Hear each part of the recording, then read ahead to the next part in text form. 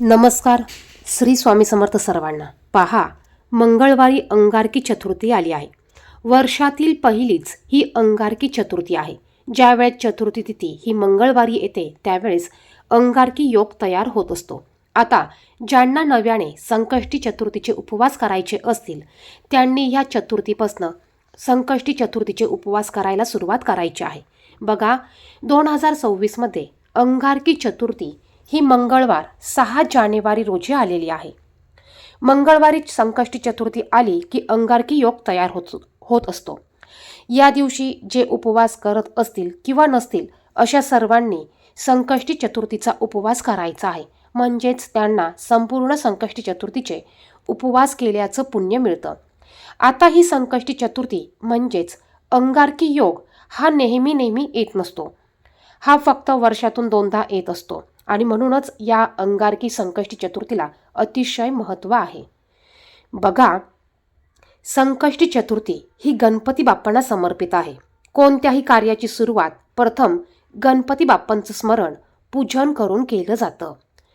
कुठलंही कार्य हाती घेतलेलं आहे ते निर्विघ्नपणे पार पाडावे, अडथळे, संकटे, समस्या, अडचणी दूर होऊन कार्यसिद्धी यशस्वी व्हावी यासाठी गणपती बाप्पांचे आवाहन केले जाते. गणपती उपासनांमध्ये चतुर्थी तिथीला सर्वाधिक महत्त्व आहे आणि म्हणूनच पहिली संकष्टी चतुर्थी ही 6 तारखेला 6 जानेवारीला जुळून आलेली आहे. या दिवशी प्रत्येक आईने आपल्या मुलांसाठी हिरव्या मुगांचा अत्यंत प्रभावी असा उपाय करायचा आहे. संकष्टी चतुर्थीच्या दिवशी जर का आपण असे काही उपाय केले तर हे उपाय नक्कीच सिद्धीस जात असतात आणि म्हणूनच आपल्या मुलांच्या अडचणी सोडवण्यासाठी, विघ्न दूर करण्यासाठी, समस्या दूर करण्यासाठी प्रत्येक आईने हा उपाय करायचा आहे. आता व्हिडिओला जास्त वेळ न लावता आपण उपाय काय करायचा आहे ते पाहूया. आता अंगारकी संकष्टी चतुर्थी म्हटल्यावर आपल्या सर्वांच्याच देवघरात गणपती बाप्पांची मूर्ती असते. आपल्याला छान सकाळी उठल्यावर अंघोळ करून शुचिर्भूत होऊन गणपती बाप्पांच्या मूर्तीवर पंचामृताने, दुधाने, कच्च्या दुधाने किंवा स्वच्छ पाण्याने आपल्याला अभिषेक घालायचा आहे. अभिषेक घालताना गणपती अथर्व शीर्षाचं आवर्जून पूजन करा. गणपती बाप्पांना हळदी, कुंकू, अक्षदा, नैवेद्य, मोदकाचा नैवेद्य, गुळ खोबऱ्याचा नैवेद्य, त्याचप्रमाणे दुर्वा, लाल जास्वंदाचं फूल आवर्जून अर्पण करायचं आहे. कोणतेही उपाय करण्याच्या अगोदर आपल्याला गणपती बाप्पांची षोडशोपचारे, पंचोपचारे पूजा करायची आहे आणि त्यानंतर आपल्याला उपाय करायचा आहे. आपण जो उपाय बघणार आहोत हा उपाय अत्यंत प्रभावी आहे. हा उपाय आपल्याला संकष्टी चतुर्थीच्या दिवशी संध्याकाळी करायचं आहे. आता तुम्हाला जर का 2 मुले असतील, 3 मुले असतील, लहान मुले असतील, मोठे मुले असतील, तुम्ही सर्वांसाठी हा उपाय करू शकतात. आता ह्या उपायासाठी आपल्याला हिरवे अख्खे मूग घ्यायचे आहेत. ज्यावेळेस तुम्ही उपाय करणार आहात त्यावेळेस अगोदर देवघरात तुम्हाला दिवा लावून घ्यायचा आहे. धूप दीप प्रज्वलित करून घ्या. गणपती बाप्पांची अंगारकी संकष्टी चतुर्थी असल्यामुळे नैवेद्य, प्रसाद, आरती ह्या गोष्टी तुम्ही करून घ्या. त्यानंतर तुम्ही हा उपाय करायचा आहे. यासाठी तुम्हाला एक नवीन स्वच्छ हिरवा कपडा घ्यायचा आहे. तुम्हाला पोटली करायची आहे त्यामुळे कपडा अगदी छोटा असला तरी चालणार आहे. 2 मुले असतील तर 2 कपडे घ्या. 3 मुले असतील तर 3 हिरव्या कपड्याचे तुकडे तुम्हाला घ्यायचे आहेत आणि प्रत्येकासाठी तुम्हाला 108 अख्खे हिरवे मूग तुम्हाला घ्यायचे आहे. म्हणजेच प्रत्येक मुलासाठी तुम्हाला वेगळी पोटली बनवायची आहे. आता तुम्हाला देवघरासमोर बसायचं आहे.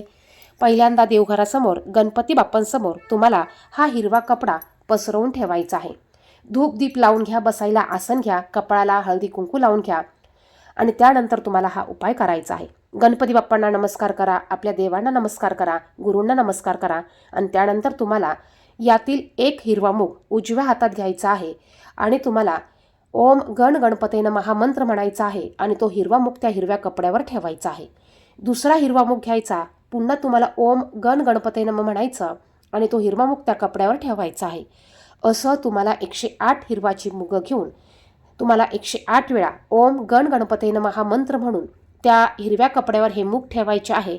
108 हिरवे मूग झाल्यानंतर याची पोटली तयार करायची आणि ही पोटली तुम्हाला गणपती बाप्पांच्या समोर ठेवायची आहे. तुमच्या मुलाचं नाव सांगून तुमच्या मुलाची जी इच्छा असेल ती गणपती बाप्पांना सांगायची आहे. अडचण असेल तर अडचण सांगायची आहे, समस्या असेल तर समस्या सांगायची आहे. मग ती शिक्षणाची असू द्या, नोकरीची असू द्या, व्यवसायाची असू द्या किंवा आरोग्याची असू द्या. गणपती बाप्पांना ती इच्छा सांगून ते मुलांचं विघ्न दूर करण्यासाठी प्रार्थना करून किंवा एखादी इच्छा पूर्ण व्हावी अशी प्रार्थना करून तुम्हाला ही पोटली गणपती बाप्पांसमोर ठेवायची आहे. थोडा वेळ 10 ते 15 मिनटं, एखादा तास ही पोटली गणपती बाप्पांसमोर ठेवायची आहे. त्यानंतर ज्यावेळेस मुलं झोपायला जातील त्यावेळेस तुम्हाला मुलांच्या उशीखाली ही पोटली ठेवायची आहे. आता ज्या मुलांच्या नावाने तुम्ही ही पोटली केली असेल त्या मुलांच्या नावाने त्यांच्या उशाखाली ही पोटली तुम्हाला झोपताना ठेवायची आहे. आता दुसऱ्या दिवशी सकाळी उठल्यावर अंघोळ करून घ्यायची आहे. ती पोटली काढून घ्यायची. तुमची देवपूजा वगैरे सर्व झाल्यानंतर तुमच्या घराजवळ जिथेही गणपती बाप्पांचं मंदिर असेल तिथे तुम्हाला जायचं आहे. तिथे गेल्यावर गणपती बाप्पांना हळदी, कुंकू, अक्षता, फूल असेल तर फूल, गुळ खोबऱ्याचा नैवेद्य अर्पण करा. ही पोटली गणपती बाप्पांसमोर तुम्हाला तुमच्या मुलांच्या अडचणी असतील तर अडचणी, इच्छा असतील तर इच्छा, समस्या असतील तर समस्या सांगून गणपती बाप्पाला प्रार्थना करून तुम्हाला ही पोटली तिथेच ठेवून यायची आहे. अत्यंत प्रभावी असा उपाय आहे.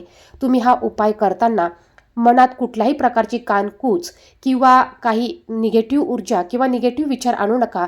सकारात्मक ऊर्जेने, सकारात्मक विचाराने अगदी मनापासून विश्वास ठेवून तुम्ही हा उपाय करा. नक्कीच याचे रिझल्ट तुम्हाला चांगले पाहायला मिळतील. धन्यवाद.